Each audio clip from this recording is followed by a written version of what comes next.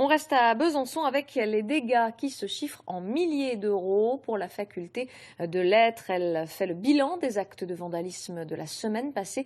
Une plainte sera bien déposée. Les explications d'Emmanuel Rivalin et de Jean-Stéphane Maurice. Ce n'est qu'une salle parmi d'autres, mais elle illustre bien les dégradations commises dans l'université. Ici, plus aucun écran en état de marche.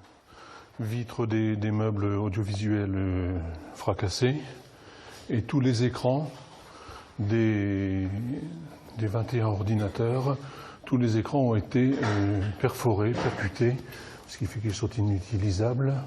Dans d'autres salles, les vidéoprojecteurs ont été arrachés du plafond. Les distributeurs de boissons systématiquement détruits. Le prestataire de service jette l'éponge. Ils ne seront pas remplacés. S'attaquer au matériel, c'est un peu nul, quoi. Ça se fait pas trop. Après, je crois que c'est dans le cadre de manifestations, donc il y a dû y avoir des casseurs qui étaient, ça se trouve même pas à l'intérieur à la fac. Donc c'est pas ce qu'il y a de mieux, quoi.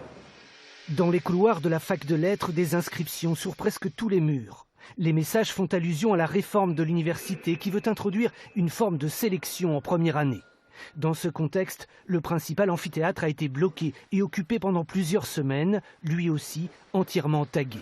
Je ne souhaite pas faire un amalgame entre le mouvement et ce qui s'est passé. Il y a un espace dans lequel les choses se déroulent de façon concomitante. Encore une fois, ce qui m'importe, c'est de voir jusqu'où un ou plusieurs individus peuvent aller dans la violence. L'université est un lieu public où l'on ne peut pas mettre de caméras de sécurité. Certaines personnes mal intentionnées peuvent facilement s'y laisser enfermer la nuit. Le doyen de la faculté de lettres a décidé de porter plainte contre X.